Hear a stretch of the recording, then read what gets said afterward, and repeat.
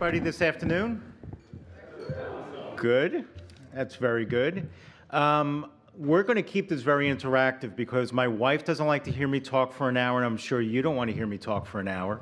But let me just give you a couple of thoughts that we can sort of kick off the discussion.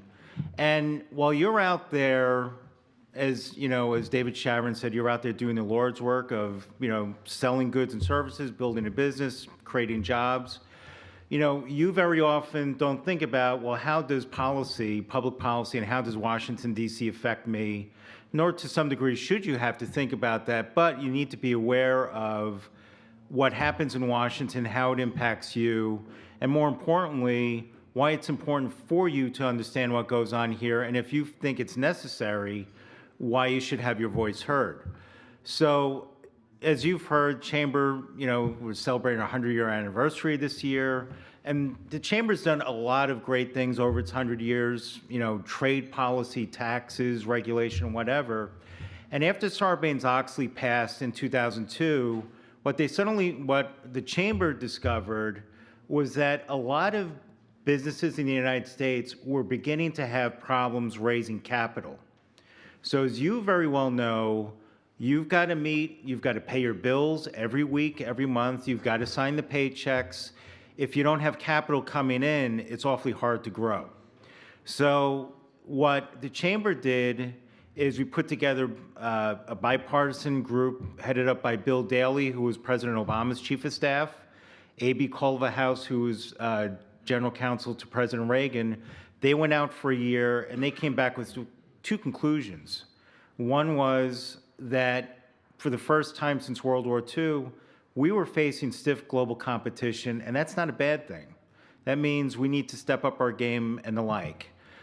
The second conclusion was that our regulatory system was out of date, because if you look at our financial regulatory system, it either dates back to the Civil War in some cases. In most cases, it was actually grounded in the New Deal, but the last time it had been updated was 1975. So if you think about it, you're trying to drive a 21st century economy with the Model T regulatory system. It doesn't really quite work. And then about a year after that, we had the financial crisis. So that sort of leads me up to some of the things for you to start to think about. And that is, when we're talking about public policy, when you're hearing about things like the Dodd-Frank Act, about capital markets issues, those traditionally are nonpartisan issues. There's not a Democratic solution to it. There's not a Republican solution to it. You can argue during the Dodd-Frank debate that it did get political, which in some cases it did. But what you saw with the Jobs Act is that it's all sort of coming back to its historic norm, right? That you had huge bipartisan majorities work on it in the House and the Senate about how do we get entrepreneurs out there and how do we sort of get government out of the way. So what I want you to start to think about, though, is when you start to hear about some of the different policy debates that go on, are your interests even being thought of? Let me give you one example.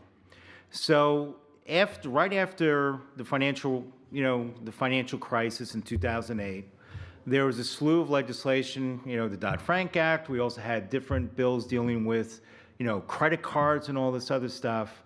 So there's a new agency created, the Consumer Financial Protection Bureau. And one of the things that the Bureau is looking at is, well, how do you deal with fraud issues with credit cards or whatever, and were people given too much credit? And one of the things we went into the CFPB and talked about was, do you realize that for entrepreneurs, the people that are in their garage trying to create a business, very often it's the credit card that's the first, it's your first capital means capital, right? So if you start to restrict the use of credit cards, what's the economic impact, right?